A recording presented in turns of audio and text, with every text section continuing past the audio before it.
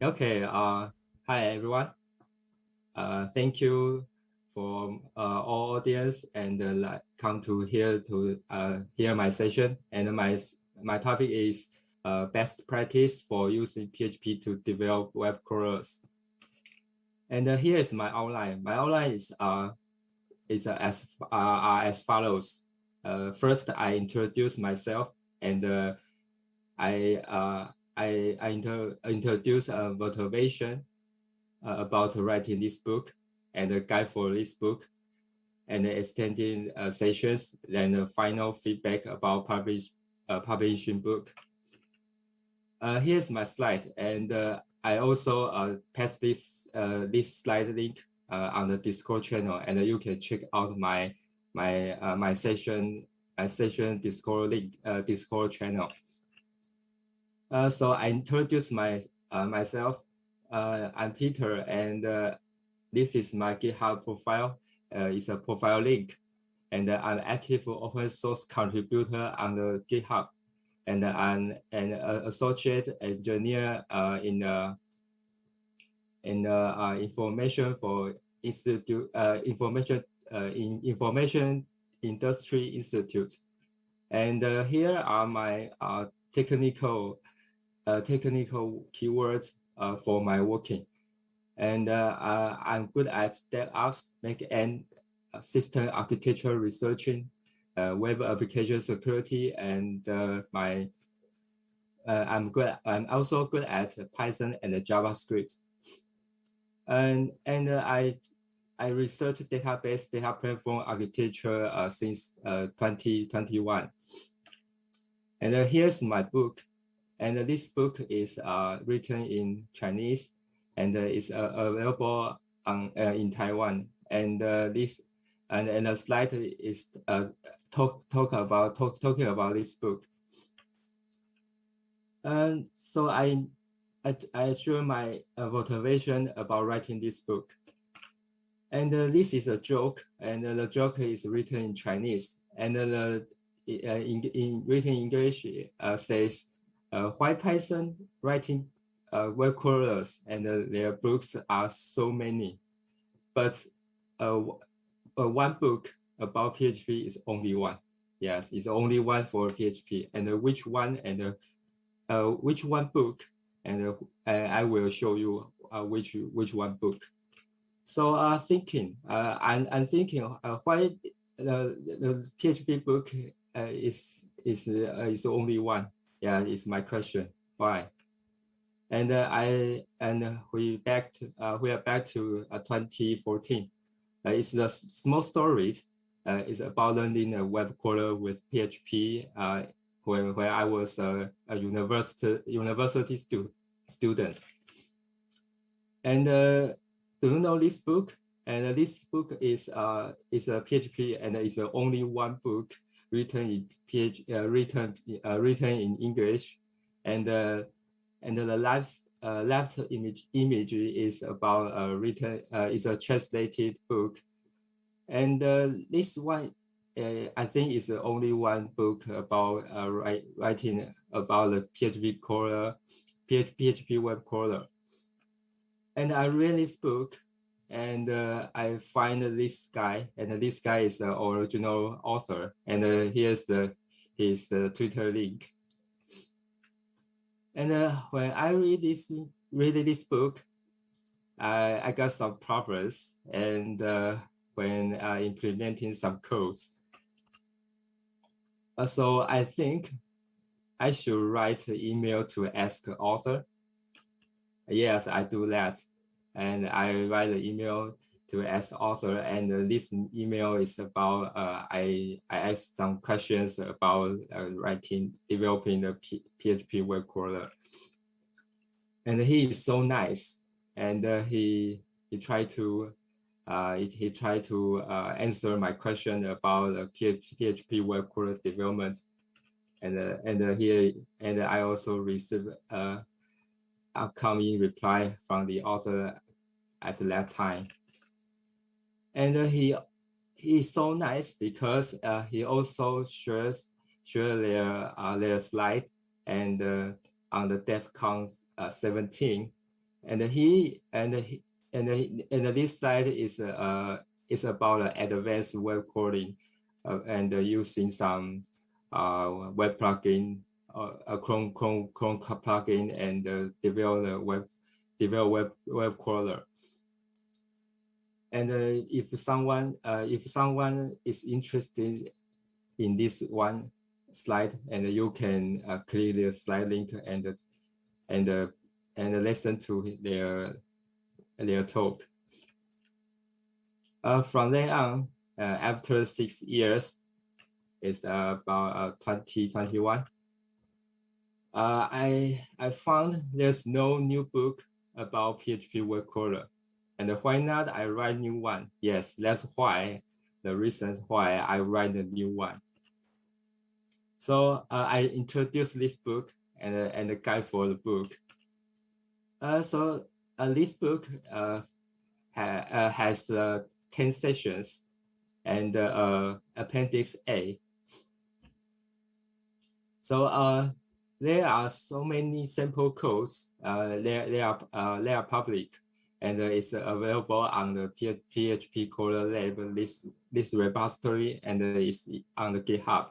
So you can click this link and check out this repository. So I introduced session 1. Session 1 is very simple. There are so many fundamentals, and I describe these keywords such as web crawler, a spider, and webbot. And I also teach someone like to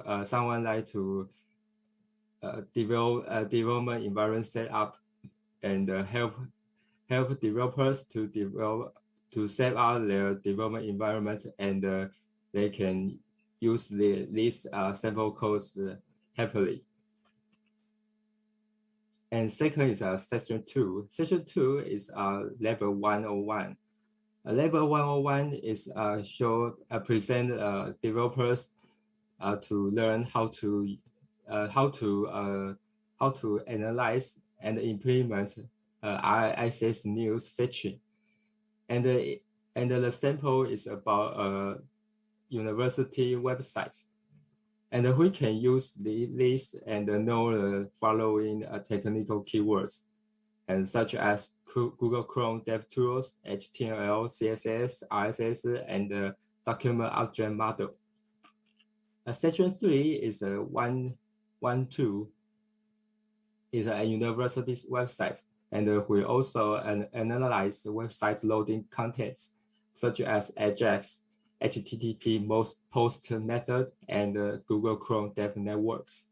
And I also in this session I teach the book readers to how to use the Google Chrome Dev Networks to inspect HTTP request and the response. And the session 4 is level 2.1. Level 2.1 is courses search system. And here is the troubleshooting. Yes, it's my fault. I forget to translate this Chinese to English. And we also analyze course outlines website and implement the course search system. And we can learn the technical keywords are AJAX, post method, Google Chrome Dev Networks, and the ASP.NET Forms. And the ASP.NET Forms is a back-end technique, and we should learn the back-end technique to how to know the ASP.NET Form works. And the section 5 is a level 3.1. Is a securities website. It's about a financial website, and we fetch the stock web contents and learn the following technical keywords. It's a HTTP GET method, Google Chrome DevTools, and ASP.NET Forms. And section 6 is a level 4.1, a convenience store, a cloud printer. In Taiwan, Family Mart and 7-Eleven are everywhere, and we can use the Family Mart kiosk and the 7-Eleven kiosk, and to download our uploaded files or image, and then we can select the image or file to print in this convenience store. And this convenience store is a cloud printer website. We can upload file image firstly. And the technical keyword is about QR code, base64 encode decode, Google Chrome DevTools, UUID, and RANC UUID is a PHP package, and the SP.NET Forms. And the section 7 is about case studies integration. And I introduced some integration for web crawlers, and such as the Chrome jar integration, and I also show the Gandhi SMTP server to send the send email, and MailGun, yeah, and to teach book readers how to use SMTP to send the email to you, and at the real time or at a specific time to get the web contents. And the section 8 is advanced web crawling techniques. After we learn a basic web crawling development, and we should learn advanced web crawling techniques, because back-end techniques is very advanced and complicated. So that's the reason why we need to learn about advanced web crawling techniques.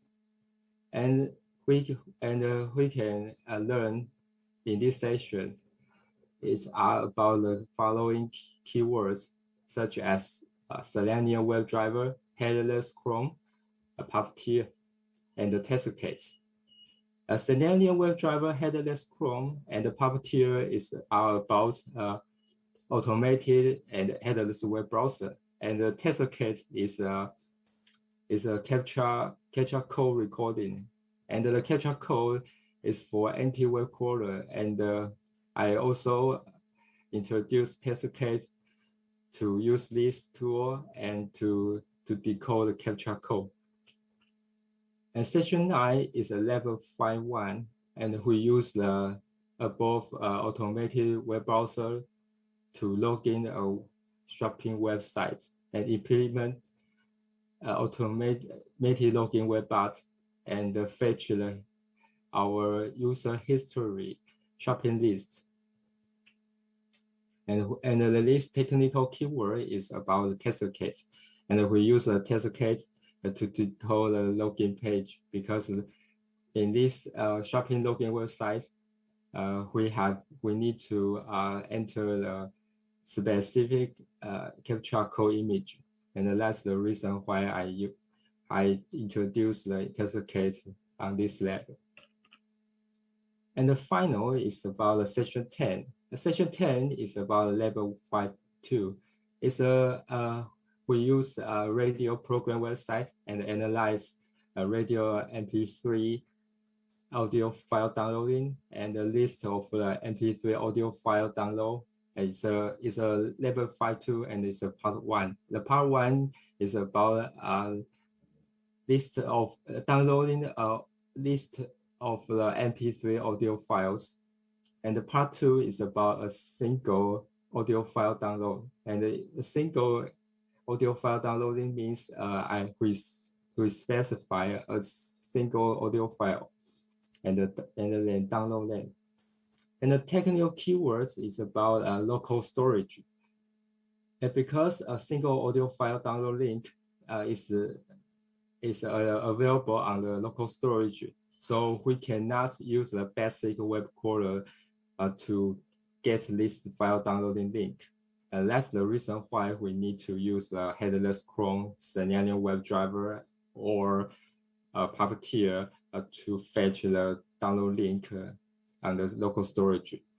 And we use the Chrome PHP Chrome, this PHP package to download a single audio file.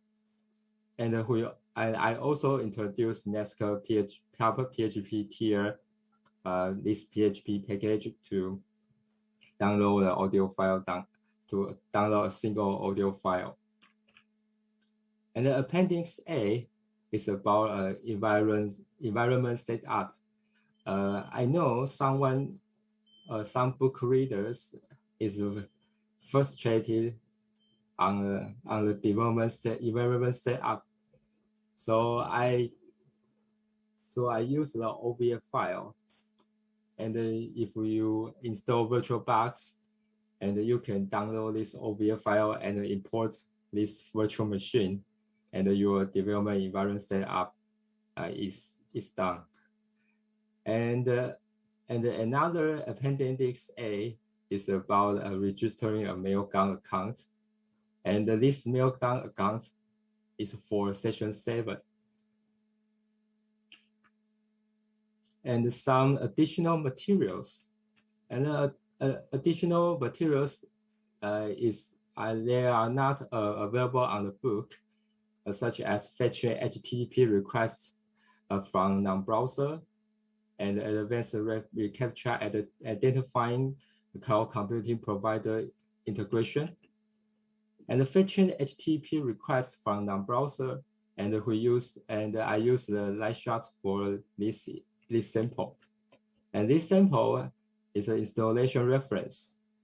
And we need to install Lightshot and the Lightshot screenshot image, and the Lightshot uploading image. And it's about after uploading image is done, and we can get this link. And Lightshot uploading image link is available here. And how to upload picture and how to upload file to this link.